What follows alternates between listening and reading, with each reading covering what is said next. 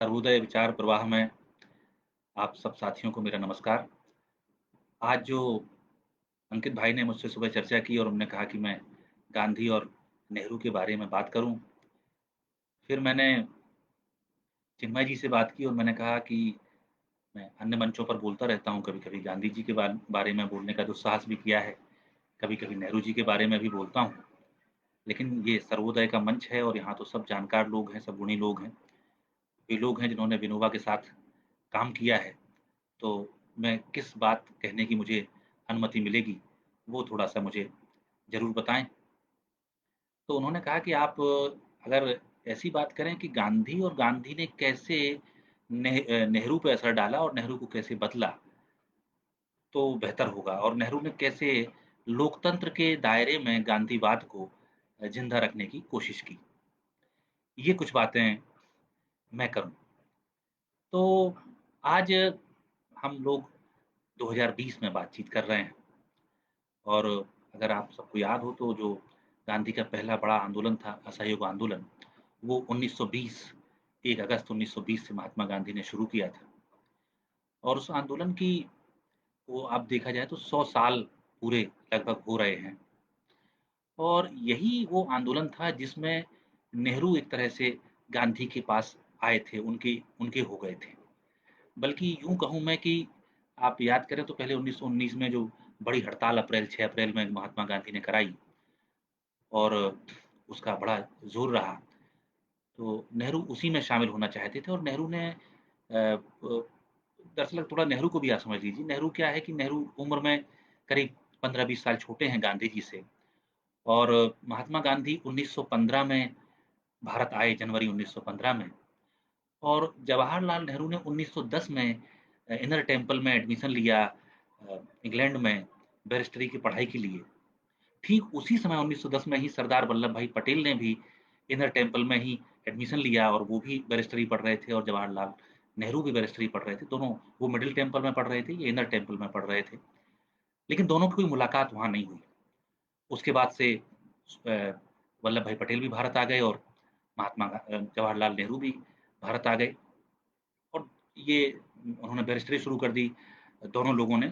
लेकिन चूँकि नेहरू के पिता स्वयं बड़े बैरिस्टर थे और नेहरू का मन इस सब में लग नहीं रहा था कि वो बैरिस्टरी करें।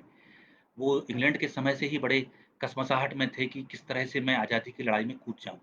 अगर आप उनकी आत्मकथा पढ़ें तो आप पाएँगे कि वहाँ लाला लाजपत राय और दूसरे जो स्वतंत्रता सेनानी थे, उनके वो टच में थे। और वहाँ से आने के बाद नेहरू जो है, जो होम रूल लीग आंदोलन भारत में चल रहा था, महात्मा गांधी के आने से पहले से ही कह लें, एनी बेसेंट जिसकी बड़ी लीडर थीं और लोकमान्य तिलक जिसके बड़े लीडर थे। तो एक तरह से जवाहरलाल नेहरू गांधी के आने से पहले ही तिलक की जो होम रूल लीग थी उसके मेंबर हो गए थे, उसमें काफ़ी एक्टिव भी थे। महात्मा गांधी 1915 में आ गए और उन्होंने भारत का भ्रमण शुरू किया। उनके अलग-अलग उन्होंने ये तय किया था कि लंबे समय तक पहले वो भारत में घूमेंगे और घूमने के बाद भारत की समस्या को समझेंगे, समझने के बाद ही वो कुछ एक्ट करेंगे। इस प्रक्रिया में वीरम ग्राम की कस्टम ड्यूटी आपको याद होगी एक बड़ी उनकी सफलता रही। फिर चंपारण का सत्याग्रह महात्मा गांधी का एक बहुत बड़ी कामयाबी रही। इस तरह से अलग-अलग जगहों पर उन्होंने अपने काम किए और 1916 या 17 तक आते-आते वो एक स्थापित नेता के तौर पर सामने आ जाते हैं। और इस पूरे चीज़ के दौरान आप देखें तो डॉक्टर राजेंद्र प्रसाद और नेहरू और सुभाष चंद्र बोस नहीं, नेहरू, पटेल और डॉक्टर राजेंद्र प्रसाद ये सब लोग अलग-अलग हैं, अपना-अपना काम कर रहे हैं, धीरे-धीरे गांधी से जुड़ते जा रहे हैं। लेकिन जब 1919 की हड़ताल होती है तो सब उनके साथ आ जाते हैं और आगे बढ़ते हैं और 1920 के असहयोग आंदोलन और नेहरू का जो जुड़ाव हो रहा है कि उसी में आप देखें जो हड़ताल होती है तो 13 अप्रैल को जलियांवाला बाग कांड हुआ और जलियांवाला बाग कांड ने गांधी को और पूरे भारत को बुरी तरह से हिला के रख दिया। जो गांधी कभी एक सहयोग की बात सोचते थे और ये सोचते थे कि अंग्रेज़ों के साथ मिलके हम इस चीज़ को आगे बढ़ा सकते हैं, इस देश में उनका माने जो शासन है, वो शासन बेहतर हो जाए। लेकिन उसमें 1 मिनट इसमें ज़रा शेयर कर दें। तो जो उनका शासन है, वो बेहतर हो जाए लेकिन उन्हें भगाने की ज़रूरत ना पड़े, तो वो काफ़ी उस तरह से सोच रहे थे। लेकिन जलियांवाला बाग में जब जनरल डायर ने अ, सैकड़ों हिंदुस्तानियों की छाती पर गोली चला दी और पूरे पंजाब में, लाहौर में बच्चों को 17-17 मील पैदल चलना पड़ रहा है। बैरिस्टरों से, वकीलों से कुलियों की तरह काम कराया जा रहा है और अमृतसर की वो बदनाम गली जहाँ पे मिस शेरवुड एक ब्रिटिश महिला थी, उनके ऊपर हमला हुआ था। वहाँ जनरल डायर ने ये हुक्म दिया कि लोग यहाँ से पैदल चल के नहीं जा सकते। लोग अपने उसने कहा ऑन हिज़ फ़ोर्स माने आप अपने चारों पे जाएँगे, माने चौपाए की तरह लोगों को जाना है। फिर उसने कहा चौपाए की तरह भी लोग नहीं जाएँगे, लोग यहाँ से केंचुए की तरह रेंग के जाएँगे। और जो रैंक के नहीं जाएगा उसके ऊपर से बंदूक की बट से हमला किया जाएगा। इन सारे प्रसंगों को जब गांधी जी ने देखा और पूरे हिंदुस्तान ने देखा, तो उनका दिल फट गया। गांधी को ये लगा कि नहीं, ये जो शासन है, ये शैतान का शासन है और अब शैतान के साथ कोई समझौता नहीं हो सकता। ये बात अ, गांधी जी ने शुरू की। इसीलिए असहयोग आंदोलन के जितने भाषण हैं, महात्मा गांधी के उसमें वो बार-बार कहते हैं कि ये सरकार शैतानी है और इस सरकार के साथ हमारा कोई सहयोग होने का सवाल ही नहीं है।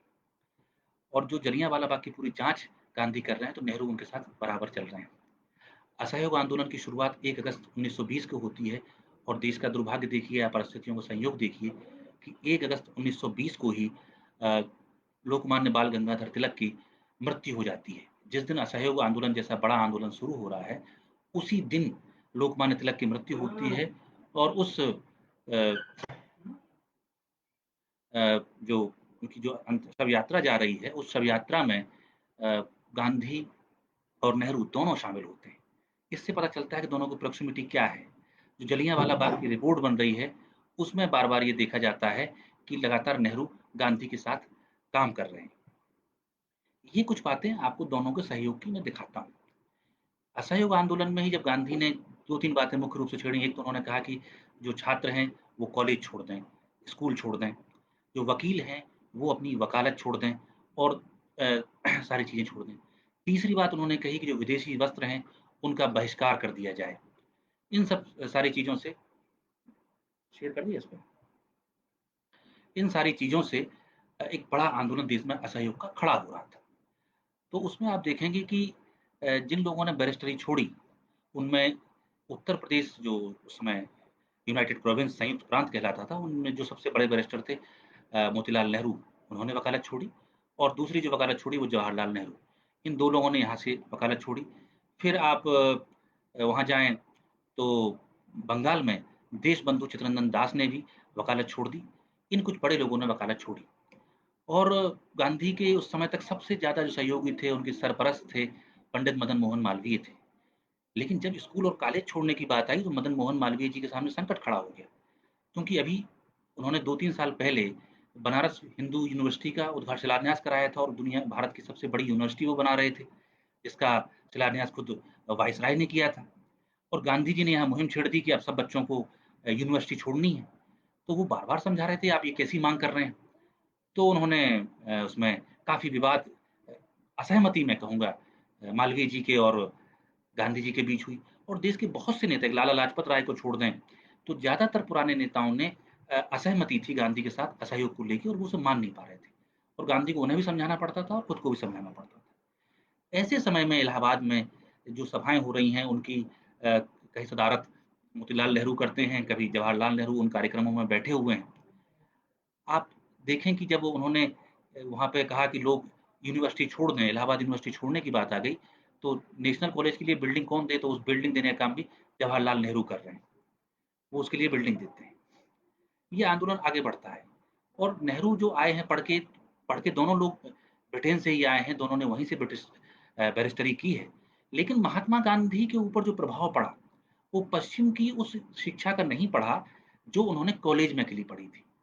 गांधी जब रह रहे हैं इंग्लैंड में तो उनको जो लोग प्रभावित कर रहे हैं, उन्हें सुकरात के जो मुकदमे की जो उनको जो एक तरह से मृत्युदंड दिया गया, तो उसपे जो प्लेटो ने छोटी-सी किताब लिखी, death and a, death and defence of Socrates, उसका हिंदी अनुवाद करते हैं या गुजराती अनुवाद करते हैं महात्मा गांधी, एक सत्याग्रही की डायरी।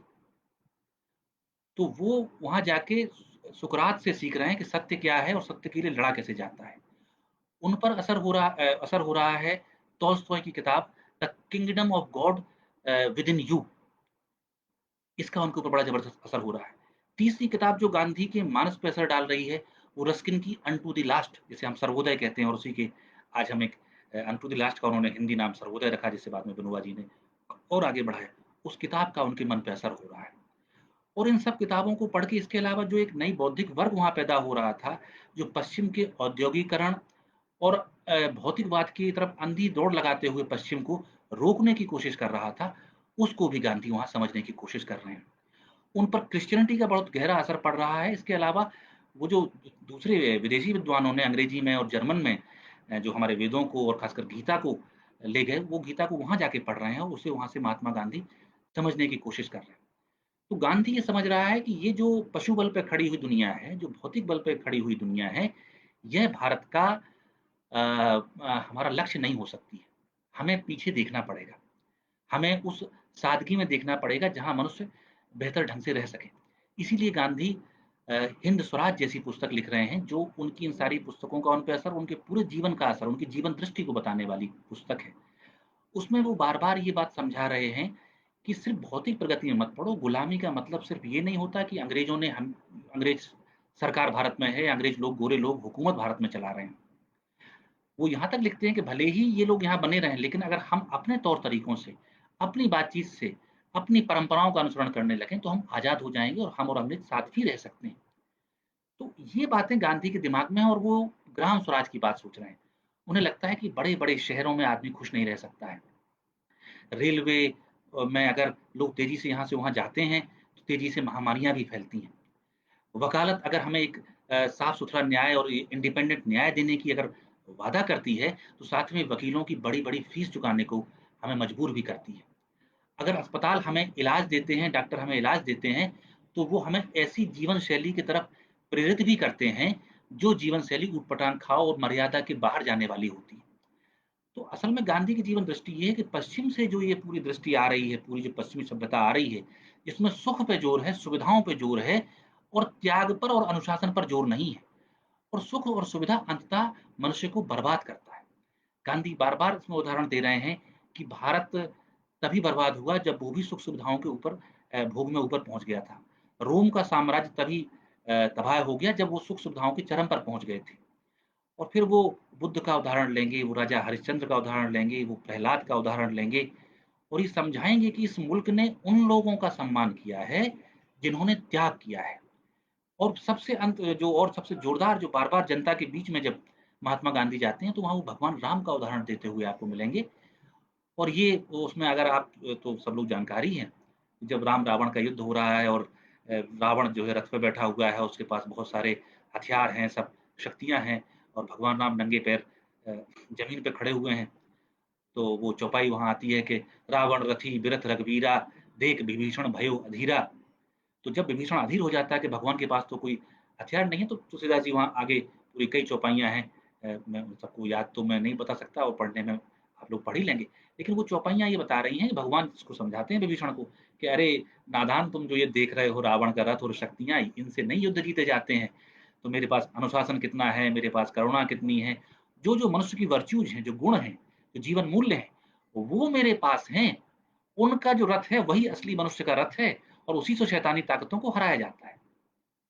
ये बात गांधी वहाँ से पकड़ते हैं और कहते हैं कि राम जो भौतिक सभ्यता है, उसको नैतिक सभ्यता से हराने का प्रतीक है। वो आगे जाते हैं, कई जगहों पे आप उनके भाषण सुनेंगे तो गांधी जी कहेंगे कि भाई रावण के पास तो सोने की लंका थी, उसके पास पुष्पक विमान था, उसने ना सिर्फ दुर्ग बहुत मजबूत बनाया था बल्कि उसके चारों तरफ खाई भी बहुत जबरदस्त बनाई थी।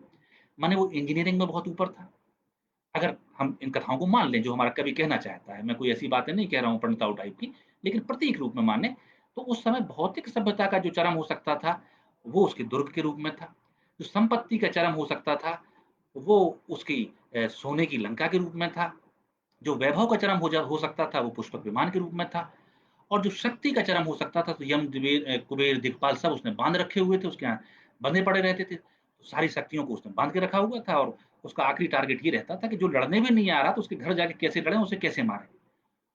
तो उस भौतिकवादी सभ्यता के अहंकार को कुचलने के लिए यहाँ से राम जा रहे हैं, जो बंदर भालुओं की मदद लेते हैं, जो त्याग तपस्या की मदद लेते हैं, जो ज़मीन पे सो रहे हैं, जो एक झोपड़ी में रह रहे हैं, तो वो व्यक्ति अपने गुणों के बल पर, अपने इस नैतिक ताकत के बल पर उस शैतानी सभ्यता को हराता है।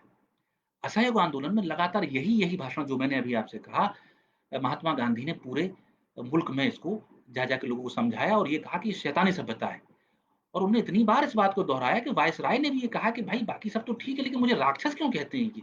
मुझे शैतान क्यों कहते हैं? हम तो अच्छा काम कर रहे हैं और बात हो तो मुद्दों की बात हो, लेकिन ये राक्षस और शैतान कहना तो क्या है? ये गांधी की दृष्टि है। नेहरू की दृष्टि वो दृष्टि है जो बाकी सारे संसार के अच्छे से अच्छे राजा की हो सकती है। नेहरू ये कह रहे हैं कि भाई क्या ये हमारे लोग गाँव में जो पढ़ रहे रह रहे हैं, जिन्हें बीमारियों में घिर जाते हैं, जहाँ अशिक्षा है, क्या उन्हें अच्छी तालीम ना दी जाए? क्या आज मैं नहीं कहता कि सबके पास महल हों, लेकिन क्या सबके पास रहने के लिए एक साफ-सुथरा मकान क्यों नहीं होना चाहिए? मैं ये नहीं कहता कि लोग पश्चिमी पोशाक पहने और हैट लगाएँ और पैंट शर्ट पहने और बूट पहने, लेकिन क्या लोगों के पास तन ढकने के लिए कपड़ा नहीं होना चाहिए? तो ये और फिर वो कहते हैं कि अगर देश में लोग भूखों मर रहे हैं, सारे देश के पास खाने के लिए अनाज नहीं है, तो क्या हम ऐसा इंतज़ाम नहीं करेंगे कि ज़्यादा से ज़्यादा खेती हो सके और उसमें अन्न उपजाया जाए और लोग उससे खा सकें? ये नेहरू की चेष्टा है। तो अब दोनों में कॉमन पॉइंट की बात आएगी। अब मैं इस पे अब आता हूँ कि जो हमें विषय दिया गया था, शायद मैं उसके आगे गया। विषय ये था कि नेहरू, गांधी के नेहरू। तो अब मैं इसी पे आता हूँ कि असहयोग आंदोलन की जब समाप्ति होती है और नेहरू जेल के अंदर बंद हैं, तो चौरी चौरा कांड हो गया और उससे गांधी जी को लगा कि हिंसा इसमें पनप रही है, इसे बंद करता हूँ। तो नेहरू ने उन्हें पत्र लिखा कि आपने एक जगह हुई घटना के आधार पर जो आंदोलन बंद कर दिया है, ये तो बात मुझे समझ में नहीं आई। तो गांधी ने जो जवाब दिया नेहरू को, उन्होंने लिखा कि तुम जेल के अंदर बंद हो और तुम बाहर की दुनिया से कटे हुए हो। तो जब तुम बाहर नहीं हो, तो तुम अंदर की चीज़ों पर ध्यान दो, अंदर रहते-रहते बाहर की पॉलिटिक्स करने की कोशिश मत करो। मैं बाहर हूँ और मैं चीज़ों को बेहतर जान रहा हूँ। फिर उस लंबे पत्र में उन्होंने पूरी क्रोनोलॉजी गिनाई। यहाँ हिंसा हुई, यहाँ हिंसा हुई, यहाँ हिंसा हुई। पहली हिंसा तो बम्बई में ही हो गई थी, जिस समय राजा के पुत्र वहाँ से ड्यूक आए हुए थे। तो उन्होंने पूरा हिंसा का सिलसिला गिनाया गांधी ने और कहा कि ये सिर्फ़ अकेली प्रवृत्ति की, ये सिर्फ़ एक कोई स्पॉन्टेनियस घटना नहीं है, जिसके आधार पर मैंने असहयोग वापस ले लिया है। ये हिंसा की एक पूरी सिलसिला चल रहा है, इसलिए मैंने असहयोग को वापस लिया है। और नेहरू को गांधी समझाते हैं कि आज़ादी का मतलब सिर्फ़ राज पलट जाना नहीं है। जब तक हर आदमी के अंदर अनुशासन नहीं आ जाएगा, स्वराज की भावना नहीं आ जाएगी, जब तक वो अपना कर्तव्य नहीं समझ लेगा और राष्ट्र निर्माण को नहीं समझ लेगा, तो सिर्फ़ अंग्रेज़ों के चले जाने से या हमारी हुकूमत आ जाने से चीज़ें बदल नहीं जाएँगी। और वो लंबा पत्राचार है और नेहरू ने गांधी की बात को समझ लिया। आप देखेंगे इसी मुद्दे पर सुभाष चंद्र बोस भी उनसे असहमत हैं और बाकी लोग भी असहमत हैं। लेकिन बाकी लोग पत्राचारों के बाद उन चीज़ों को समझ नहीं पाते। आगे जब बढ़ते जाएँगे तो आप देखेंगे कि 1934 आगे जब बढ़ रहे हैं तो इस बीच जवाहरलाल नेहरू ने यूरोप भी घूम लिया है और वो सोवियत संघ भी देखा है, उन्होंने लेनिन की क्रांति भी देखी है, वहाँ की जेलें भी देखी हैं, वहाँ का व्यवस्था भी देखी है, उससे वो बड़े प्रभावित हैं और उनके ऊपर समाजवाद का, साम्यवाद का असर पड़ रहा है। तो एक तरह से अब समाजवादी नेहरू का उदय यहाँ से होता है और सुभाष चंद्र बोस जो उनसे 7-8 साल उम्र में छोटे हैं, वो भी अपने आप को लेफ्टिस्ट ही कहते हैं, वामपंथी कहते हैं। उनकी आप आत्मकथा पढ़ें, वो बार-बार अपने आप को वामपंथी कहते हैं, सुभाष चंद्र बोस और 2 नौजवान नेता उभर रहे हैं। और महात्मा गांधी वामपंथी होने से उनका साफ-साफ इनकार है, दक्षिणपंथी तो वो थे नहीं। वो एक शुद्ध भारतीय आत्मा की तरह अपना काम कर रहे हैं, जिसमें वो कहते हैं कि हमें सबको साथ मिलके, सबको साथ लेके चलना है। अब जो झगड़ा शुरू होता है यहाँ से गांधी जी का और नेहरू और सुभाष का, तो ये दोनों नौजवान ये कहते हैं कि आप पूर्ण आज़ादी की घोषणा करिए और गांधी जी कह रहे हैं कि हम पूर्ण आज़ादी की घोषणा कैसे कर दें? अभी ये मुल्क जो है स्वराज लेने की स्थिति में तो है नहीं, डोमिनियन स्टेटस लेने की स्थिति में तो है नहीं, लोग अपने पाँव पे खड़े हो नहीं पा रहे हैं। तो हम अगर मुँह चला के सिर्फ घोषणा कर दें कि हम संपूर्ण आज़ादी के लिए लड़ रहे हैं और उसकी डेडलाइन तय कर दें और उस दिन अगर वो आज़ादी हमें ना मिल पाए, तो इसमें तो हमारी बड़ी बदनामी होगी और लोग हमारा सम्मान भी नहीं करेंगे।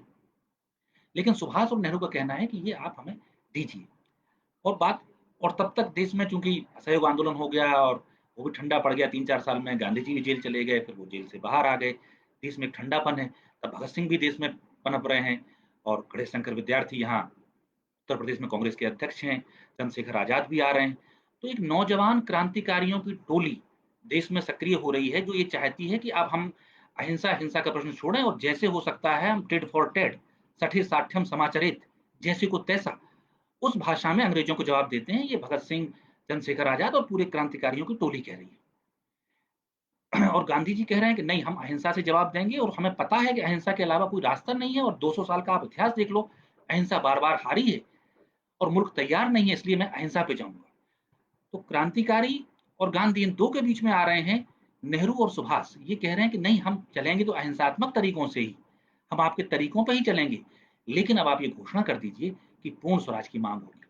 फिर 1928 आता है, 1929 में आते-आते महात्मा गांधी, 1930 में बल्कि मैं कहूँ, इस बात पे आके मानते हैं कि हम अब पूर्ण आज़ादी के लिए जाने वाले हैं, देश इसके लिए तैयार हो गया है। और आप सबको याद होगा कि 1929 में जवाहरलाल नेहरू को कांग्रेस का अध्यक्ष बनाया जाता है, वो नौजवान थे। और वो अध्यक्ष इसलिए बना रहे हैं क्योंकि उस चुनाव को लेके बड़ी चर्चाएँ कई बार आ जाती हैं। तो कांग्रेस का जो संविधान था उसके तहत, और बड़ा विस्तृत संविधान है, लेकिन नटशेल में बोल रहा हूँ कि प्रदेश कांग्रेस कार्य समितियाँ लोगों की रिकमेंडेशंस भेजती थीं, और जिसकी ज़्यादा रिकमेंडेशंस आती थीं, अगर ऑल इंडिया कांग्रेस कमेटी भी उससे सहमत है, तो अक्सर वो अध्यक्ष बन जाया करता था। तो प्रदेश कमेटियों ने जो रिकमेंडेशन भेजी अध्यक्ष बनाने के लिए, वो रिकमेंडेशन थी कि सबसे ज़्यादा रिकमेंडेशन आई स्वयं महात्मा गांधी के लिए, नंबर 2 पे रिकमेंडेशन आई सरदार वल्लभ भाई पटेल के लिए, और नंबर 3 पे रिकमेंडेशन आई जवाहरलाल नेहरू के लिए। लेकिन गांधी जी ने कहा कि मुझे तो अध्यक्ष बनना नहीं है, और पटेल भी उम्र में मुझसे 2-4-5 साल छोटे ही हैं, तो वो भी मेरे जनरेशन के हैं। अब चूँकि इस मुल्क में पूर्ण आज़ादी की माँग उठ रही है, और उस पूर्ण आज़ादी की माँग उठाने वाला जो सबसे बड़ा लीडर रहा है हमारी अगली पीढ़ी का, वो जवाहरलाल नेहरू है। इसलिए मैं जवाहरलाल को ये गद्दी सौंपता हूँ, और जवाहरलाल नेहरू को कांग्रेस का अध्यक्ष बनाया गया। फिर आप सबको पता है कि रावी नदी के किनारे उन्होंने 26 जनवरी को घोषणा की, तिरंगा फहराया और कहा कि हम आज़ादी की लड़ाई लड़ेंगे। वहाँ से भारत की संपूर्ण आज़ादी की लड़ाई शुरू होती है, और उस लड़ाई में सुभाष और नेहरू बराबर साथ खड़े हैं, और गांधी जी उनकी सरपरस्ती कर रहे हैं। इसी बीच भगत सिंह की अगले साल तक भगत सिंह की फांसी का दृश्य आ जाता है, वो स्थिति खराब होती है। फिर 1934 का साल आता है। 1934 का साल बहुत महत्वपूर्ण साल है, क्योंकि इस साल में महात्मा गांधी ने खुद को कांग्रेस से अलग कर लिया। मतलब वो चवन्नी मेंबरशिप जो कांग्रेस की होती थी, उससे भी उन्होंने अपने आप को अलग कर लिया। सबको उम्मीद थी कि शायद वो सरदार पटेल को ये ज़िम्मेदारी सौंपेंगे, क्योंकि कांग्रेस के संगठन पे सबसे बड़ा होल्ड उनका था। कांग्रेस के फाइनेंसेस में सबसे बड़ा जो योगदान होता था, वो सरदार वल्लभ भाई पटेल का था। क्योंकि वो गुजरात के थे, गांधी और वो दोनों ही गुजरात से आते थे, और बॉम्बे प्रोविंस का हिस्सा गुजरात भी हुआ करता था। तो आप अगर देखें तो जो असहयोग आंदोलन, सब चंदा 1 करोड़ रुपए का चंदा जुटाने का जो गांधी जी ने लक्ष्य बनाया था, तो उस चंदे की सबसे बड़ी रकम भी बम्बई और गुजरात से मिला के आई थी। अगर मैं कहूँ कि आधी से ज़्यादा रकम उस चंदे की गुजरात से और बॉम्बे से मिल के आई थी, तो ये कहना गलत नहीं होगा। जबकि उत्तर प्रदेश या जो यूनाइटेड प्रोविंस से तो बहुत कम, छोटी रकम आई थी। तो उनका संगठन पे बड़ा ज़बरदस्त होल्ड था। लेकिन गांधी जी ने कहा, उसमें जो बँटवारा किया, वो बड़ा दिलचस्प बँटवारा है। उन्होंने अपनी पार्टी, जब वो कांग्रेस से हटे, तो उन्होंने अपनी पार्टी तो दी सरदार वल्लभ भाई पटेल को, कि तुम पार्टी सँभालोगे। अध्यक्ष उन्हें बाद में बना रहे हैं, लेकिन उनसे कहा पार्टी और संगठन तुम्हें सँभालना है। देश उन्होंने सौंपा जवाहरलाल नेहरू को। उन्होंने कहा ये नेक्स्ट जनरेशन है, इसके पास अपना विज़न है, ये अपनी अलग तरह से सोचता है, इसके पास एक दृष्टि है। तो इस देश का नेता जो बनेगा, वो जवाहरलाल नेहरू है। और इससे पहले ही उन्होंने अपनी आध्यात्मिक जो विरासत थी, उसका जो उन्होंने एक तरह से वारिस कहें, विनोबा भावे को सौंपा था। तो ये गांधी की बहुत साफ दृष्टि थी, और उस समय से ये तय हो गया। इसीलिए आप देखें, जब 1937 का चुनाव हो रहा है, तो कौन प्रत्याशी, और तो उस चुनाव में जो सबसे ज़्यादा चुनाव प्रचार किया, वो 2 नेताओं ने किया है। 35 से 37 के बीच ये सारी प्रक्रिया चल रही है। पंडित जवाहरलाल नेहरू और सुभाष चंद्र बोस। कांग्रेस के इन 2 नेताओं ने पूरे देश को यहाँ से वहाँ तक नाप डाला, और कांग्रेस को बम्पर जीत मिली, लैंडस्लाइड विक्ट्री, कहीं कुछ नहीं। लेकिन उसमें जनता को खिताब करना, रैलियाँ करना, लोगों से मिलना, हज़ारों किलोमीटर सफ़र करना, ये काम तो जवाहरलाल नेहरू को सौंपा गया था, और सुभाष चंद्र बोस ये काम कर रहे थे। लेकिन कौन प्रत्याशी कहाँ से खड़ा होगा, कैंडिडेट का चयन, मुख्यमंत्री से प्रीमियर कहते थे राज्यों का, मुख्यमंत्री कौन बनेगा, मंत्री कौन बनेगा, किसकी कैसी नियुक्ति होगी, इस सब का अधिकार सरदार वल्लभ भाई पटेल के पास था, जो आखिर तक बना रहा। ये बँटवारा अ, गांधी ने किया था। फिर यहीं जब उन्होंने अपनी विरासत सौंप दी जवाहरलाल नेहरू को, तो गांधी ने ये कहा कि भाई नेहरू, अब हमारे तुम्हारे बीच में विचारों में मतभेद है। ये देश को पता है। लेकिन मैं चाहता हूँ कि ये बात और साफ तरीके से इस मुल्क को मालूम होनी चाहिए कि मैं और मेरे वारिस, इन दोनों के बीच में विचारों में क्या समानता है और क्या अंतर है। एक लंबा पत्राचार नेहरू और गांधी के बीच में हुआ और बाद में उसे यंग इंडिया नवजीवन में प्रकाशित किया गया। उसमें गांधी जी कहते हैं कि भाई मैं चाहता हूं कि आजादी के बाद हिंद स्वराज के मॉडल पे देश का विकास हो।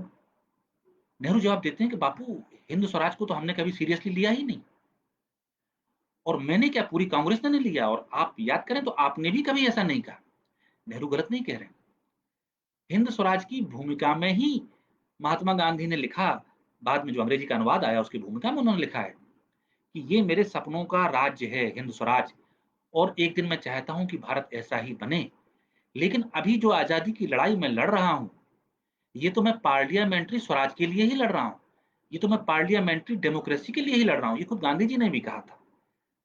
तो यही बात नेहरू जी ने उन्हें लौटा दी। आगे बात बढ़ी, गांधी जी ने कहा कि ग्राम स्वराज होना चाहिए। तो नेहरू ने लिखा कि ग्राम स्वराज तो बापू होना चाहिए, लेकिन गांव तो खुद अंधेरे में है। तो जो खुद अंधेरे में हो वो दूसरों को रोशनी कैसे दिखाएगा। तब गांधी जी ने जवाब दिया कि अरे जवाहर, तुम समझ नहीं रहे बात को। तुम ये जो गांव देख रहे हो अंधेरे में डूबे हुए, मैं इन गांवों की बात नहीं कर रहा हूँ। मेरे सपनों, मेरे जो आदर्श गांव जो है, मेरे सपनों का गांव है, वो तो अभी दुनिया में अस्तित्व में आया ही नहीं। वो तो हृदय में है, मेरे विजन में है। उस गांव को तो अभी आना बाकी है, उसके लिए तो हमें मेहनत करनी है। तो इसलिए जो कई बार हमें भ्रम पैदा हो जाता है कि वो ग्राम स्वराज वैसे नहीं अपनाया नेहरू जी ने, तो वो इन गाँवों की चर्चा नहीं थी, वो एक अलग गाँव होना था। वो गाँव शायद आपको गांधी जी के आश्रमों में दिख जाए, आप सेवाग्राम जाएँ तो वहाँ आपको दिख जाए, ऑटोनॉमस विलेज, उस पे आता है और लंबे पत्राचार होता है, कई बातों पे दोनों में असहमति, सहमति, असहमति, सहमति। उसके बाद एक आखिरी पत्र, और ये पत्राचार दोबारा फिर शुरू होता है गांधी जी की मृत्यु से ठीक पहले। उसमें आखिरी पत्र में वो कहते हैं, गांधी लिख रहे हैं नेहरू जी को कि हम कम से कम इन 4-6 जो हमारी असहमतियाँ हैं, लेकिन 4-6 बिंदुओं पे हम लोग सहमत हैं। उसमें निकल निकल के आता है कि आखिरी आदमी का कैसे भला हो, देश में कैसे अछूत प्रथा खत्म हो, कैसे हिंदू-मुस्लिम एकता हो, कैसे संसाधनों का समान रूप से बँटवारा हो, और आखिरी बात गांधी कहते हैं कि आखिरी आँख का आँसू पहुँचना ही हमारा उद्देश्य है। तो मुझे लगता है कि तुम जो विकास का मॉडल ला रहे हो और जो मेरा विकास का मॉडल है, उन दोनों में ये बात कॉमन है।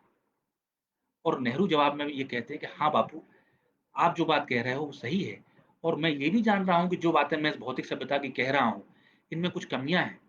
लेकिन अब जो इतिहास का पहिया जिस तरफ चल पड़ा है, उसे वापस लौटाने की ताकत मुझ में नहीं है, तो मैं इस तरफ जाऊँगा।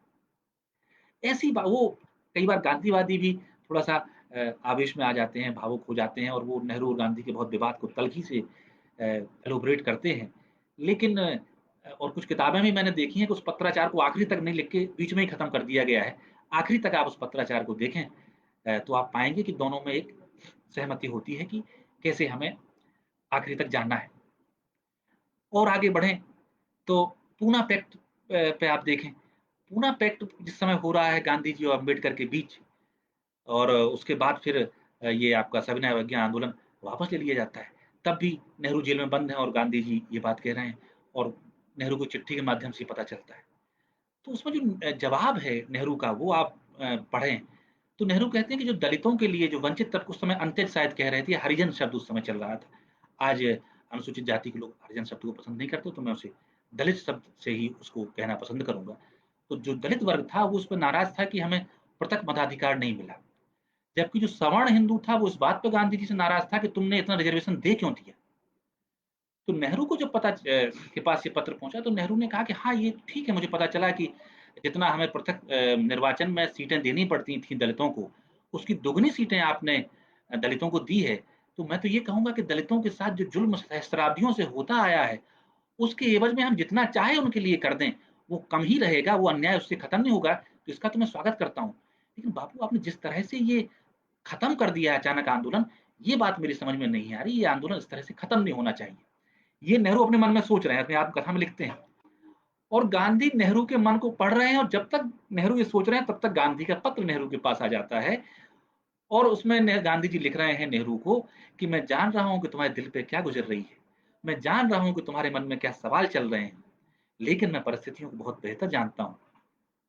और जो मैंने किया है बहुत सोच समझ के किया है। और अपनी आत्मकथा में नेहरू आगे लिखते हैं कि धीरे-धीरे मैंने आदत डाल ली थी कि गांधी जी हमें इस तरह के झटके देते रहेंगे और वो झटके हमें सहने पड़ेंगे। और आगे नेहरू लिखते हैं कि असल में हमने ये पाया कि जब-जब गांधी ने कोई रिवॉल्यूशनरी फैसला लिया, जो हम लोगों को समझ में नहीं आता था, लेकिन बाद में देखा कि उनका फैसला जनता को समझ में आया और उसने अपना असर डाला। नेहरू जी और बाकी कांग्रेसियों को जब ये सविनय अवज्ञा आंदोलन के दौरान दांडी मार्च के दौरान गांधी ने नमक कानून भंग करने की बात कही, तो किसी को समझ में नहीं आता था कि नमक जैसी मामूली चीज़ को एक चुटकी नमक उठाने से क्या ब्रिटिश एम्पायर पे फ़र्क पड़ जाएगा। लेकिन नेहरू अपनी आत्मकथा में लिखते हैं कि भाई क्या असर पैदा हुआ। और आप सुभाष चंद्र बोस की आत्मकथा में पढ़िए कि वो ना इत्तेफाकी रख रहे हैं, वो बिल्कुल कहते हैं सब गड़बड़ है। बल्कि पूना पैक्ट को लेके नेहरू और सुभाष के विचारों में बड़ा अंतर है। सुभाष चंद्र बोस का ये कहना है कि ये दलितों को, जब हम शुरू में तो गांधी के उपवास में ही हमारा पूरा ध्यान चला गया, लेकिन बाद में मैंने देखा तो जितना रिजर्वेशन अम्बेडकर ने माँगा था उसका दुगुना रिजर्वेशन एक तरह से गांधी ने दे दिया। तो ये तो बात समझ में नहीं आई, इतना देने का क्या मतलब था? वो उस रिजर्वेशन को बढ़ाए जाने से संतुष्ट नहीं है सुभाष चंद्र बोस। ये इस तरह से चीज़ आती है। और आप देखें कि नेहरू ऐसे असहमत रहते थे गांधी से कि लगभग वो हर 2-3 साल में एक बार उनका इस्तीफा आता था, फिर इस्तीफे के बाद गांधी जी के पास पत्र जाता था, फिर गांधी जी कहते थे होल्ड ऑन, फिर विचार होता था, फिर नेहरू ये कहते थे कि अंततः तो हमारा सबकी कोशिश ये है कि सबको मिलके चलना है। तो ऐसे में व्यक्तिगत आग्रह और दुराग्रह और इच्छाओं और अनिच्छाओं का कोई मतलब नहीं है, यूनिटी सबसे बड़ी चीज़ है और वो इस्तीफा वापस लेते थे। ये सिलसिला गांधी की मौत के बाद भी चला। सन 42 का जब भारत छोड़ो आंदोलन गांधी जी छेड़ने जा रहे थे, तब पूरी कांग्रेस गांधी से असहमत थी, जिसमें सरदार पटेल भी शामिल थे। सरदार पटेल लगभग कभी असहमत नहीं हुआ करते थे और वो स्वयं भी कहते थे और महात्मा गांधी भी कहते थे कि ये तो इनकी यस मैन है। डॉक्टर राजेंद्र प्रसाद और सरदार वल्लभ भाई पटेल, ये दोनों दाएं हाथ की तरह थे महात्मा गांधी के और उन्हें उनका यस मैन, हाँ में हाँ मिलाने वाला कहा जाता है। और बाद में जब मौलाना आज़ाद ने इंडिया विंस फ्रीडम किताब लिखी तो बहुत तल्ख़ी में उन्होंने ये लिखा कि वो तो यस-मैन थे, लेकिन वो गांधी जी से ऐसा कैसे बोल सकते थे। तो वो नेहरू की ट्रेनिंग हो रही है। और आप देखें कि जब सब 47 में देश आज़ाद होने वाला है और देश आज़ाद हो जाता है, तो उसके बाद भी गांधी जी कलकत्ता में बैठे हैं और वहाँ से बाकी लोग अलग-अलग बातें कह रहे हैं, लेकिन गांधी और नेहरू दोनों की तमाम असहमतियों के बाद एक बात पे दोनों सहमत हैं कि ये मुल्क सेक्युलर होना चाहिए। इस सेकुलर का आशय नेहरू बाद में बहुत बार समझाते हैं कि सेकुलर का मतलब नास्तिक होना नहीं है। सेकुलर का जो मतलब है, वो सिंपल सा इतना है कि भारत में सरकार सेकुलर होगी, लेकिन हर नागरिक को अपना धर्म पालन करने की छूट होगी। और सरकार सेकुलर ऐसी होगी कि सभी धर्मों के बारे में वो समान भाव रखेगी। अगर सरकार सभी धर्मों के बारे में समान भाव ना रखती होती, तो हमारे संविधान में ऐसा कैसे होता कि मुझे मेरे धार्मिक अधिकारों को पालन करने की छूट होती और कोई मुझे मेरे धार्मिक कार्यों में बाधा पहुँचाए, तो उसे हमारा संविधान कहता है गलत कह रहा है। तो ये जानबूझ के भ्रम पैदा किया जाता है कि सेकुलरिज़्म को नास्तिकता से जोड़ने की कोशिश की जाती है। ये बिल्कुल झूठ है। किसी दुनिया के संविधान में ये चीज़ आपको नहीं मिलेगी, कहीं किसी डिक्शनरी में उसकी ये व्याख्या नहीं मिलेगी, जो आजकल फ़ीड की जा रही है।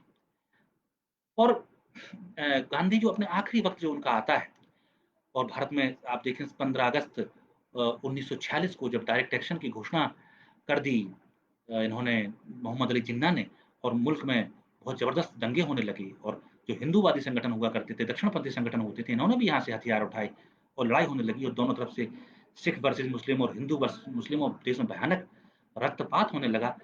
तो उस ज़माने में भी आप देखें कि बहुत से नेता गांधी से कांग्रेस के कट गए, लेकिन नेहरू उतने ही उनके करीब आ गए।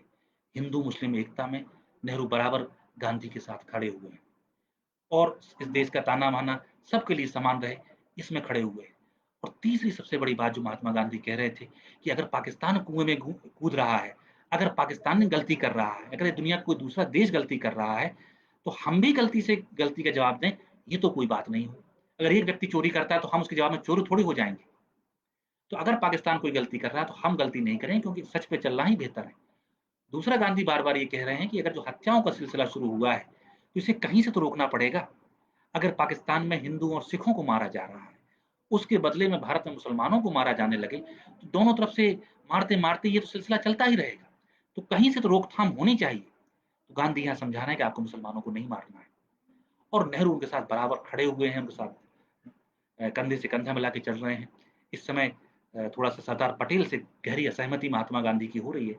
वो सब ऑन रिकॉर्ड है, उसमें हमें जाने की बहुत ज़रूरत मैं महसूस नहीं करता। लेकिन नेहरू उस समय उनके साथ खड़े हुए हैं। आगे आप देखें कि जब आखिरी उपवास गांधी जी कर रहे हैं, जो 12 जनवरी 1948 से शुरू होता है, अगर मैं तारीख गलत नहीं भेज रहा हूँ, तो सब लोग बहुत खिलाफ हैं।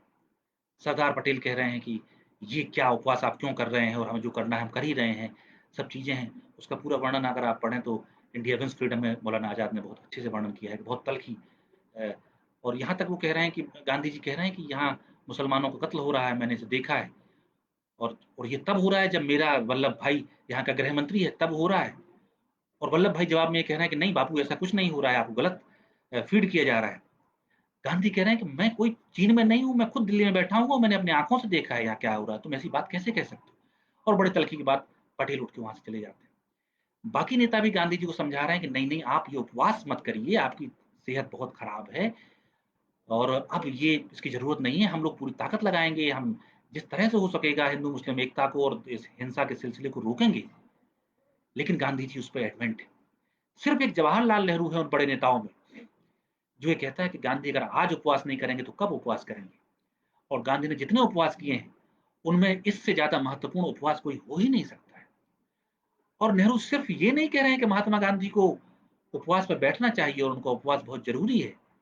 उस नेहरू जिसके बारे में हम में से कई लोगों को ऐसा फ़ीड किया गया है कि वो बड़ा पाश्चात्य था, उसका रहन-सहन बड़ा विदेशी किस्म का था, उसकी सोच पश्चिम से गवर्न हो रही थी, वो पश्चिम की तरह का स्वराज ला रहे थे, वो हम सोच सकते हैं।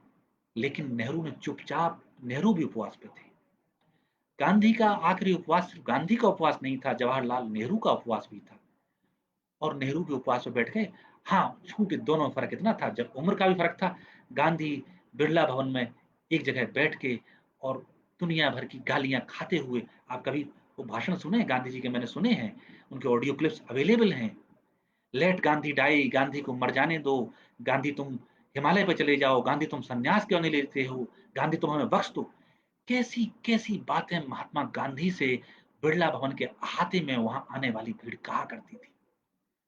और वो बापू वहाँ उनसे कहता था कि मैं कहाँ चला जाऊँ, मैं तो तुम्हारे साथ ही मरना है, तुम्हारे साथ ही जीना है। मैं हिंदू धर्म का अगर उद्धार किसी के हाथों होना है तो मेरे हाथ ही होना है, ईश्वर ने मुझे ही भेजा है हिंदू धर्म का उद्धार करने के लिए, इसलिए तुम्हें समझ में नहीं आ रहा है, तुम लोग भटक गए हो। और जवाहरलाल ने और वो उपवास कर रहे हैं और जवाहरलाल नेहरू भी उपवास पे बैठे हैं, लेकिन उन्हें प्रधानमंत्री वाले सारे काम भी करने हैं, उन्हें मीटिंगें भी करनी है, चलना-फिरना भी है। तो वो वर्किंग उपवास पे थे और गांधी आध्यात्मिक उपवास पे थे। ऐसा जुड़ाव नेहरू और गांधी का हुआ।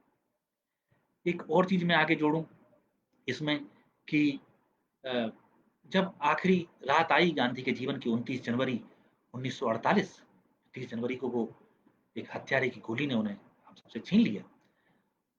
तो ये जवाहरलाल नेहरू थे जो उनके पास गए और उनसे कहा कि बापू आप अपनी वसीयत लिख दीजिए, ये बताइए कांग्रेस का आगे क्या होना है? कोई मौलाना आज़ाद, कोई सरदार पटेल, कोई सुभाष चंद्र बोस तो ख़ैर थे ही नहीं, कोई वीर सावरकर, कोई गुरु गोलवलकर या कोई लेफ्टिस्ट लीडर और कोई नहीं गया था। ये जवाहरलाल नेहरू था जो उनके पास गया था ये कहने कि आप अपनी वसीयत बताइए और आगे बताइए कांग्रेस का क्या होना है। उसी को फ़िक्र थी कि कांग्रेस को हमें कैसे आगे ले जाना है और गांधी बहुत देर रात तक जागे और रात के साथ 3-4 बजे तक उन्होंने वो काम निपटाया और अपनी वसीयत तैयार की, जिसमें उन्होंने कहा कि अ, लोक सेवक संघ बनना चाहिए और कांग्रेस को विखंडित कर दिया जाना चाहिए। कांग्रेस को विखंडित करने का कोई आइडिया अकेला नया नहीं था। जवाहरलाल नेहरू भी अपनी आत्मकथा में यही लिखते हैं कि आज़ादी के बाद कांग्रेस की कोई जगह नहीं बचेगी। लेकिन जो परिस्थितियाँ उत्पन्न हो गई थी, उसमें नेहरू को लगा कि कांग्रेस को रखना पड़ेगा और सिर्फ नेहरू को नहीं लगा, सबको लगा। पटेल को भी लगा, अ, राजेंद्र प्रसाद को भी लगा। एक मैं विनोबा भावे को छोड़ दूँ, तो उनके अलावा सारे कांग्रेस की लीडरशिप को ये लगा कि कांग्रेस को रहना चाहिए। लेकिन विनोबा ने भी ये नहीं कहा कि कांग्रेस को खत्म कर दो। विनोबा ने कहा कि हम अपना अलग तरह से कोई काम करेंगे, एक मेला जैसा होगा जिसमें पूरे देश के लोग अपना काम किया करेंगे, वो काम होगा। मैं उसे संगठन या पार्टी जैसा बनाना नहीं चाहता विनोबा ने और ये कहा कि अगर ये पार्टी चलनी है और ये देश चलना है तो नेहरू जी के हिसाब से ही चलेगा, नेहरू जी से चलाएँ। तो अभी भी सवाल आता है कि नेहरू ने ये भंग क्यों नहीं कर दी कांग्रेस? तो आप सबको मैं याद दिलाऊँ कि 2 फरवरी 1948 को एक सम्मेलन होना था नागपुर में। अगर ये शायद वर्धा में होना था, जिसमें गांधी जी को जाना था और सारे कांग्रेसी उसमें एकजुट होने वाले थे, जहाँ गांधी जी आगे की बात बताने वाले थे। लेकिन 30 जनवरी को उनकी हत्या कर दी गई, तो वो 2 फरवरी का सम्मेलन हो नहीं सका। वो सम्मेलन गांधी जी की हत्या के बाद 13 से 15 मार्च के बीच सेवाग्राम वर्धा में हुआ। तो सेवाग्राम के उस सम्मेलन में पटेल के अलावा बाकी सारे बड़े कांग्रेस के नेता पहुंचे। पटेल इसलिए नहीं पहुंचे कि गांधी जी की हत्या के बाद उन्हें बहुत गहरा सदमा पहुंचा था, उन्हें हार्ट अटैक आया था, उनकी तबीयत बहुत खराब थी, इसलिए वो उसमें आ नहीं सकते थे। और उसका एक पूरा ब्यौरा मैं अच्छा वो किताब में लाना भूल गया। तो वो है एक राजमोहन गांधी। राजमोहन गांधी ने वो पूरी किताब एडिट की है, हिंदी और अंग्रेजी दोनों में एक साथ है। और उस किताब का टाइटल है Gandhi is gone, who will guide us now. Bapu चले गए, अब रहबरी कौन करेगा।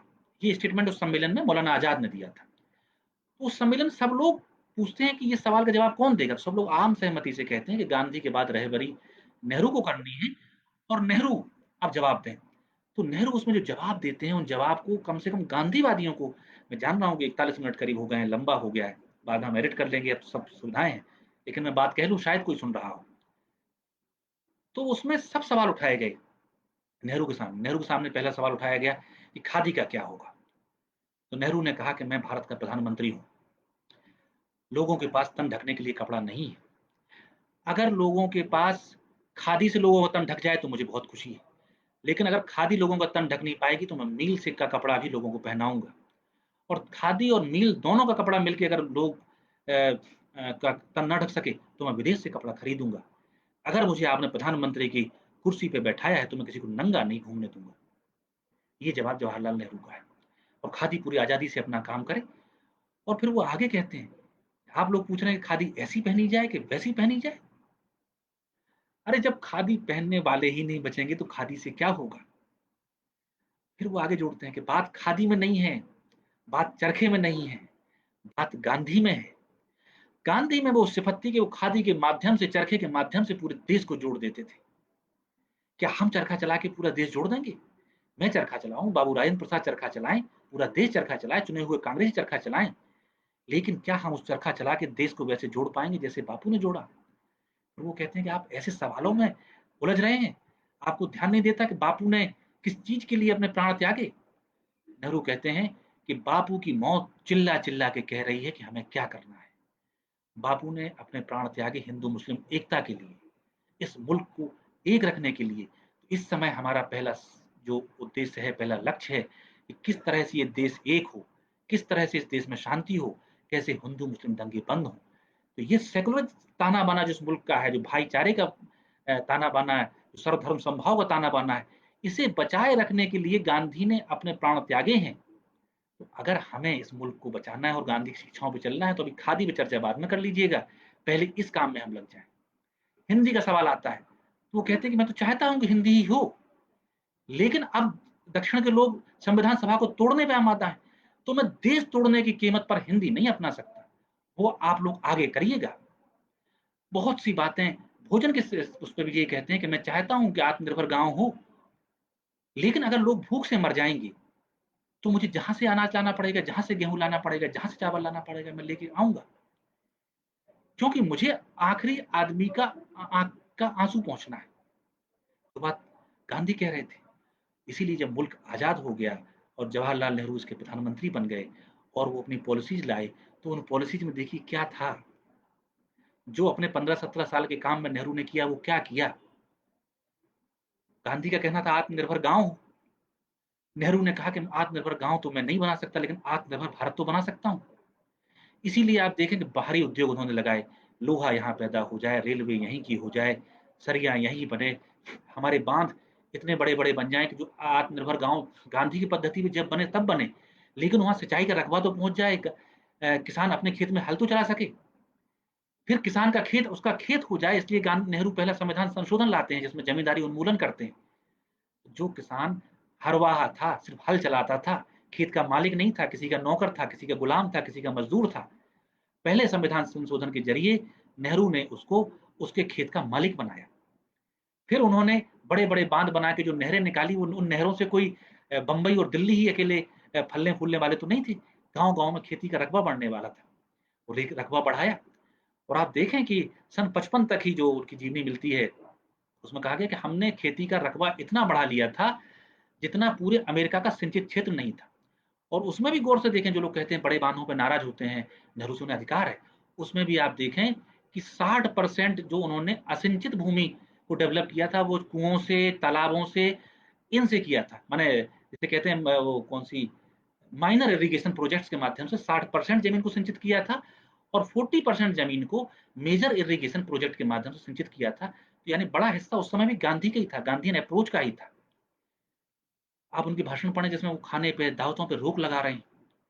फिर अब शिक्षा के मामले में उन्होंने कहा कि भाई अ, इसी देश में लोग पढ़े लिखें, तो अब इंस्टीट्यूट खुल जाएँ, तो हम क्यों मोहताज रहेंगे? क्यों हमारे बच्चे विदेश में जाके पढ़ें? क्योंकि नेहरू ज़रूर विदेश में पढ़े थे और महात्मा गांधी भी पढ़े थे और मोतीलाल नेहरू भी पढ़े थे और सुभाष चंद्र बोस भी पढ़े थे और सरदार पटेल भी पढ़े थे। लेकिन लेकिन नेहरू की इच्छा ये थी कि मेरे बच्चे ना पढ़ें विदेश के स्कूल में, इसलिए आप देखें इंदिरा गांधी कोई विदेश में पढ़ने नहीं गईं। जेल में बंद नेहरू के सामने सवाल आता था, बेटी कैसे पढ़े? तो शांति निकेतन भेज दिया था पढ़ने को, जहाँ हजारी प्रसाद द्विवेदी भी उन्हें पढ़ाते थे। उन्होंने विदेश पढ़ने नहीं भेजा। तो जब वो आज़ाद हो गए तो उन्हें लगा कि जैसे मैं अपनी बिटिया के लिए परेशान था कि मैं विदेश ना भेजूँ, लेकिन देश में ही से राष्ट्रवादी और अच्छी शिक्षा मिल जाए। इसलिए इतने इंस्टीट्यूट, यूनिवर्सिटी अनाप-शनाप बना के उसका विस्तार किया गया। तो ये भारत को पाँव पे खड़ा करने की ही तो एक लगन थी। और आप देखिए सन 64 में नेहरू जी की मृत्यु होती है और उसके ठीक बाद हरित क्रांति पूरे देश में आ जाती है, जिसका सेहरा लाल बहादुर शास्त्री के सिर पे बनता है। बनना भी चाहिए, इसमें कोई बुराई नहीं है। लेकिन आप जब पाएँगे तो इतने बाँध पहले से बन गए थे, इतना रकबा डेवलप हो गया था कि वो नेहरू ने ही रात-दिन जो काम किया, उससे हमारे गाँव आत्मनिर्भर हुए। आज हम दूसरे सवालों से मुब्तला है, आज हमारे सामने दूसरी बड़ी-बड़ी समस्याएँ आएँगी, उनकी हम तरफ देखेंगे। लेकिन अगर कोई भूखों मर रहा हो, तो उसे खाना खिलाने से बड़ा कोई पुण्य और सबसे बड़ा लक्ष्य कुछ नहीं हो सकता और नेहरू उसी में लगे हुए थे। आप देखें कि भारत आज़ाद होने के बाद से इतना बड़ा अकाल कभी फैला नहीं है। सन 46 का अकाल, सन 43 का अकाल, आप देखें लाखों लाख लोग मरे हैं।